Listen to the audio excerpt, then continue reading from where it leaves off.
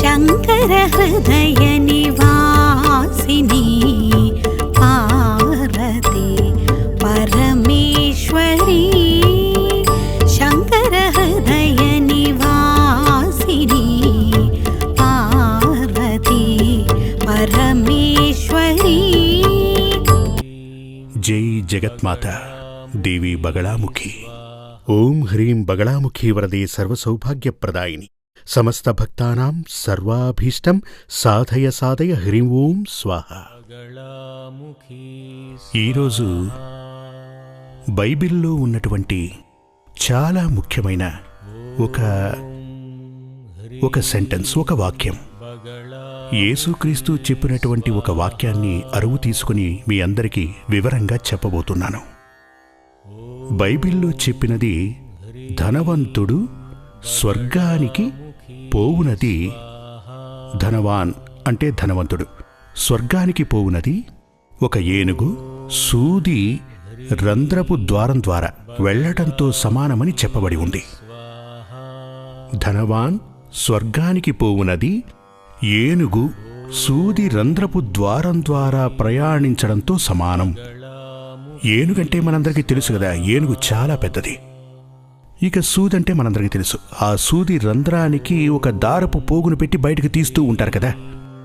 ఒక ఏనుగు ఈ సూది రంధ్రము ద్వారా ప్రయాణించడం సాధ్యమవుతుందా? కుదరదు కదా. అంటే ధనవంతుడు స్వర్గానికి పోవటం సాధ్యం కాదు అన్న విషయాన్ని బైబిల్ మనకు స్పష్టంగా చెప్పింది. ఇది ధనమున్న ఒక వ్యక్తి గురించి చెప్పిన విషయం కాదు. ఇక్కడ చెప్పిన విషయం ఏంటంటే, ధనం అనగా డబ్బు అంటే సంపద, ఇందులో పాపం కూడా ఉంటుంది. అంటే ఆ ధనాన్ని ఉపయోగించిన వారికి ఆ పాపం వచ్చి చేరుతుంది. ఇదే దీనిలో ఉన్న అర్థం. ఎవరో ఒకరు లేదా ఎవరెవరైతే ఈ ధనానికి యజమాని అయి అంటే ధనవంతుడై ఉంటాడో అతనికి ప్రశాంతతే ఉండదు. మీకు తెలియందేముంది, అతనికి చాలా సమస్యలుంటాయి. కొందరు ధనవంతులైన వ్యక్తులు పడుకోవాలి అంటే ఒకటి ఇంజెక్షన్ అయినా తీసుకోవాలి, లేదా నిద్ర మాత్రలైనా వేసుకోవాలి. లేదంటే వీరికి ప్రశాంతంగా నిద్ర పట్టదు. అప్పుడే వాళ్ళకి ప్రశాంతంగా నిద్ర వస్తుంది. ప్రశాంతతే ఉండదు.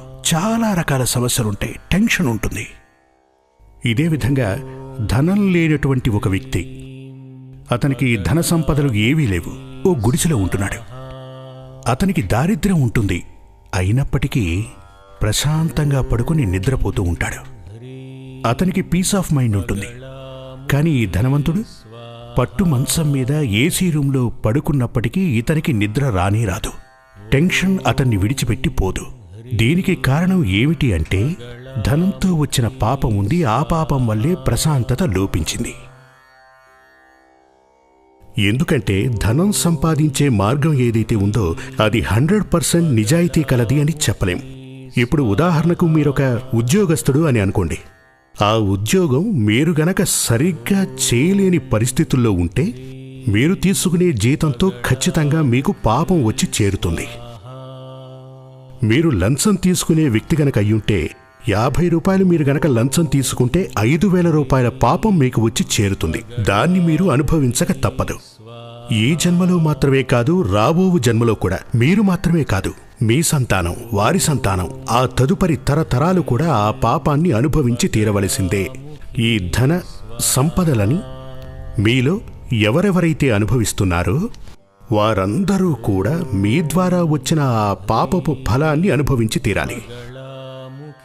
బిజినెస్ చేసేవాళ్ళు, వ్యాపారాలు చేసేవాళ్ళు, ఇలా ఏ దారిలో సంపాదించినా మనం సంపాదించిన ధనం నుండి, ఇప్పుడు మీరు ఊరికే ఓ కంపెనీలో ఉద్యోగం చేస్తున్నారు అనుకోండి. మీరు చాలా నిజాయితీగా ఉద్యోగాన్ని నిర్వర్తిస్తున్నారు. నిజాయితీ గల సంపాదనే మీకు లభిస్తోంది. కానీ మీ యొక్క ఓనర్, ఆ కంపెనీని నిర్వహిస్తున్న వ్యక్తి ఒకవేళ నిజాయితీగా గనక డబ్బు సంపాదించకపోతే, ఆ డబ్బునే గనక మీకు జీతం రూపేణా ఇస్తే ఆ జీతం ద్వారా మీకు పాపం చుట్టుకుంటుంది. ఆ జీతం అంటే ఆ డబ్బు ద్వారా మీకు పాపం చుట్టుకుని తీరుతుంది. అప్పుడు దీనికి అర్థం ఏంటంటే, ధనం వచ్చి చేరుతున్నప్పుడు ఆ డబ్బుకి సమానంగా లేక ఆ డబ్బుకి అంతకు మించైనా సరే మనకు పాపం వచ్చి చేరుతుంది. ఈ పాపమే మనలో ప్రశాంతతను తీసేస్తుంది, మనలోని సంతోషాన్ని నశింపజేస్తుంది, ఓవర్గా మనకు టెన్షన్ పెడుతుంది. దీనికోసమే సాధువులు అంటే సన్యాసులందరూ కూడా ఈ ధనరాశులని, అంటే ఇప్పుడున్న సన్యాసులు మాత్రం కాదు, ఇదివరకున్న సన్యాసులు, ఆచార్యవర్యులు, ఋషివర్యులు అందరూ కూడా రాజాస్థానంలో కొలువు చేస్తున్నప్పటికీ కూడా వాళ్ళల్లో ఎవ్వరూ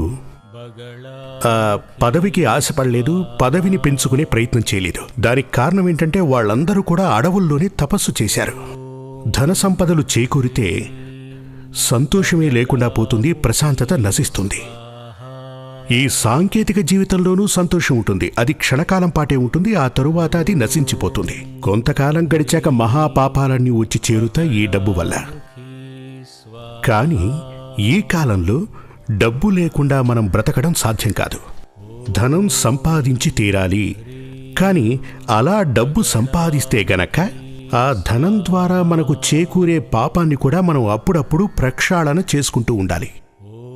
ఇప్పుడు మనం పొద్దున్నే లేచి స్నానాలు చేస్తాం కదా, అందరూ కూడా పొద్దున్న లేవగానే స్నానాదులు చేస్తారు. కొంతమంది మీరు ఏసీ రూములో ఉన్నటువంటి ఆఫీసులో వర్క్ చేసినా కూడా, ఒకవేళ ఏ పని చేయకుండా ఇంట్లోనే కూర్చున్న వ్యక్తి అయినా సరే, నా ఉద్దేశం ఎవరైనా సరే, సాయంత్రం అయ్యేసరికి మీ అంటే మీ శరీరం చాలా నీరసించిపోతుంది, దుర్వాసన వస్తూ ఉంటుంది. అప్పుడు తప్పకుండా సాయంత్రం కూడా మీరు స్నానం చేయాలి. ఇప్పుడు మనం ఏ పని కూడా చేయటం లేదు, కానీ ఒంట్లోంచి వాసన వస్తుంది, స్నానం చేయాలి. అదే విధంగా మరొక ఉదాహరణ కూడా చెప్తాను. ఒక వస్తువు, బంగారపు పూత పూసిన వస్తువు, దాన్ని మీరు బాగా శుభ్రంగా కడిగి ఒక అద్దాల గూటిలో దాన్ని జాగ్రత్తగా ఉంచండి.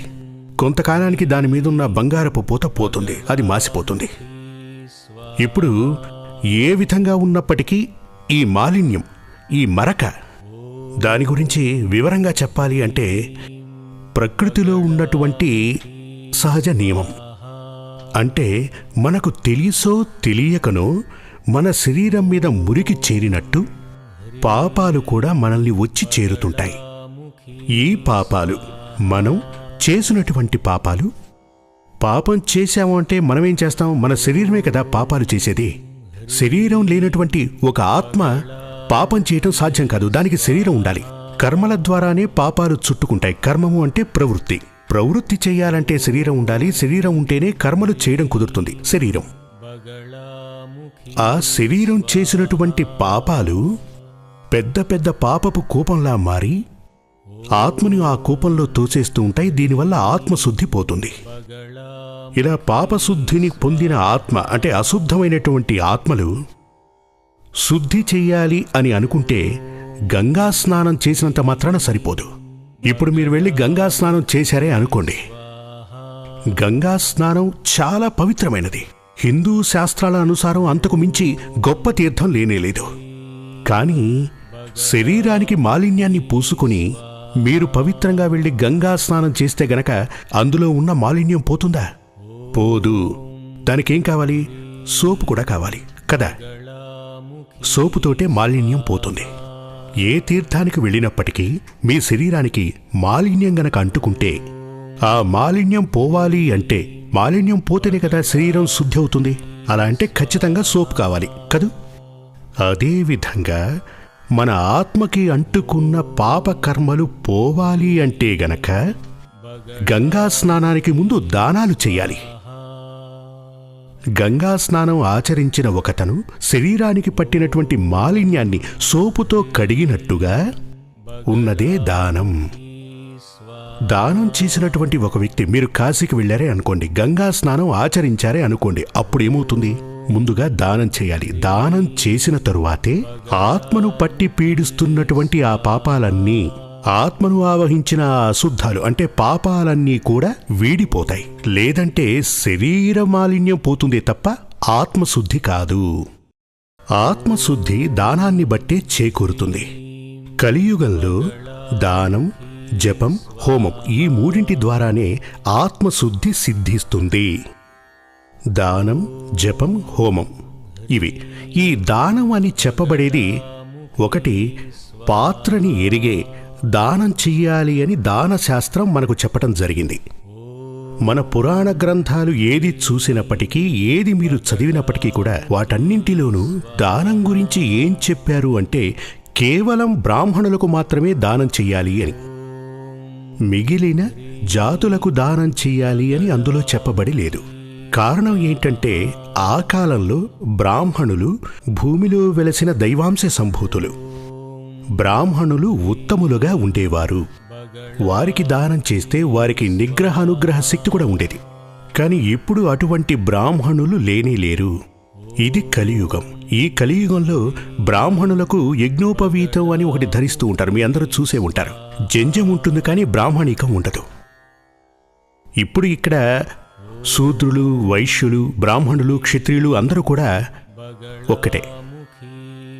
మరో విషయం, అధిక పాపాలు చేసేవాళ్లు బ్రాహ్మణులు అని కూడా చెప్పచ్చు. ఎందుకంటే బ్రాహ్మణుల్లో 99% దైవ కార్యాలు అని చెప్పి వీళ్ళు జనాన్ని ఏమారుస్తూ ఉంటారు. అది మహాపాపం. నమ్మక ద్రోహం అది ఇంకా పాపం.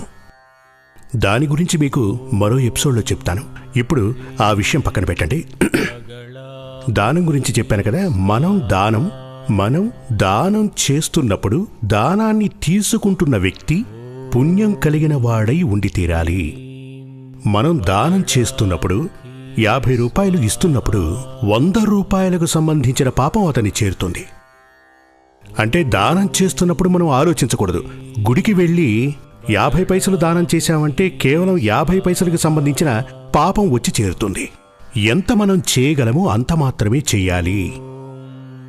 మన శాస్త్రాలు మనకు ఏం చెప్పాయి అంటే ఆర్జిత ధన దశాంశం దానం చెయ్యాలి అని చెప్పాయి. ఆర్జిత ధన దశాంశం సర్వపాపహరం మోక్షదాయకం. ఆర్జిత ధన దశాంశ దానం. మనం ఎంతైతే సంపాదిస్తున్నామో అందులో 10లో 1వ వంతు దానం చేయవలసి ఉంటుంది. ఎందుకంటే మీకు 1000 రూపాయలు సంపాదించగల స్తోమత ఉంటుంది. ఇవాళ మీరు కష్టపడి 1000 రూపాయలు సంపాదించగలరు. అందులో 10లో 1వ వంతు 100 రూపాయలు మీరు ధారాళంగా దానం చేయొచ్చు. దాంతో మీకున్న పాపాలు కొన్ని అలా తొలగి వెళ్ళిపోతాయి.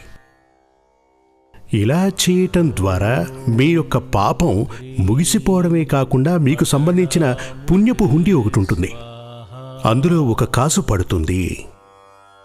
10లో 1 వంతు మీరు దానం చేసినప్పుడు అది 10గా మారి మీకోసం పుణ్యాన్ని అందిస్తుంది. అందుచేత ఎప్పుడూ కూడా ధనం చేతికి వచ్చినప్పుడు ఆ ధనం నిలబడి తీరాలి అంటే అది రాబోవు కాలంలో మనకి, మన సంతానానికి, తరతరాల వారికి దోషం కాకూడదు అంటే దానం చేయవలసిందే. సంపాదించిందంతా దానం చేయమని కాదు, 10లో 1వ వంతు దానం చెయ్యాలి. అది కూడా అర్హత ఉన్నవారికి దానం చేయాలి. దానం మనం చేస్తున్నప్పుడు మన యొక్క పాపం అతన్ని చేరుతుంది.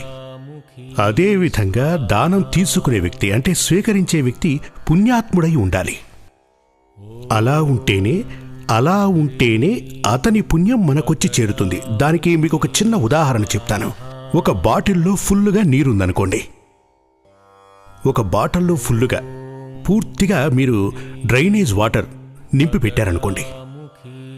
ఇంకొక బాటిల్లో ఫుల్లుగా పాలు లేదా పన్నీరు. ఇందులో 1 కాయిన్ వేయండి. ఫుల్లుగా ఉన్నటువంటి ఆ డ్రైనేజ్ వాటర్లో మీరు గనక 1 కాయిన్ వేస్తే అది ఓవర్ఫ్లో అయి ఆ డ్రైనేజ్ వాటర్ మొత్తం బయటకు వచ్చేస్తుంది. పన్నీర్లో కాయిన్ వేశారనుకోండి, ఆ పన్నీరు కూడా ఓవర్ఫ్లో అయి బయటకు వచ్చేస్తుంది. ఇదే విధంగానే ఒకరికి మనం దానం చేస్తే గనక, అతనికి పుణ్యం ఉంటే గనక అది మనకు వచ్చి చేరుతుంది. అతను పాపకార్యాలు గనక చేసుంటే ఆ పాపమే మనల్ని వచ్చి చేరుతుంది తప్ప. ఇప్పుడు మనకన్నా అతను పాపాత్ముడై ఉండొచ్చు, మనకు ఆ సంగతి తెలియదు కదా. మనం 50 రూపాయలు దానం చేసినప్పుడు మనలో ఉన్న కొంత పాపం తగ్గిపోతోందని ఆలోచించి మనం దానం చేస్తాం. అతను గనక మహాపాపి అయ్యుంటే గనక అందులోంచి కొంత పాపం మనకు వచ్చి చేరుతుంది. కాబట్టి ఎప్పుడూ గుర్తుంచుకోండి, దానం పాపహరం. కానీ అర్హత ఉన్నవారికి దానం చేస్తే మాత్రమే. లేదు అంటే అది మనకు నాశన కారణమవుతుంది. జై జగత్మాత దేవి బగళాముఖి. నేను చెప్పేది మీ అందరికీ ఆ అంబ దయ వల్ల బాగా అర్థం కావాలి. దీని గురించి ఆలోచించగలిగే శక్తి, సమాధానం, ప్రశాంతత ఆ అంబ మీ అందరికీ ఇవ్వాలి. జై జగత్మాత దేవి బగళాముఖి. ఓం హ్రీం బగళాముఖి వరదే సర్వసౌభాగ్యప్రదాయిని సమస్త భక్తానాం సర్వాభీష్టం సాధయ సాధయ హ్రీం ఓం స్వాహ. శ్రీ సూర్యమంగళం అద్వైత వేద విద్యాపీఠంలో తాంత్రిక పూజల్లో సిద్ధహస్తులైన ఎందరో ఆచార్యులు అమావాస్య, పౌర్ణమి రోజుల్లో ప్రత్యేక యాగాలు నిర్వహిస్తారు. ఈ యాగాల్లో పాల్గొనడం ద్వారా తల్లి శ్రీ బగళాముఖీదేవి అనుగ్రహం వల్ల సర్వదోషాలూ పోయి సకల సౌభాగ్యాలు మనకు కలుగుతాయి. శ్రీ సూర్యమంగళం అద్వైత వేద విద్యాపీఠం జ్యోతిష్యం, ప్రశ్నలు, వాస్తు, తాంత్రిక పూజలు మరియు వేదయాగాలు నిర్వహిస్తారు. సంప్రదించవలసిన నంబర్ 7305442299 7305442299. చెన్నై, కోయంబత్తూర్, బెంగళూరు, హైదరాబాద్, విజయవాడ, ఢిల్లీ, ముంబై, తిరునల్వేలి, టెక్సాస్.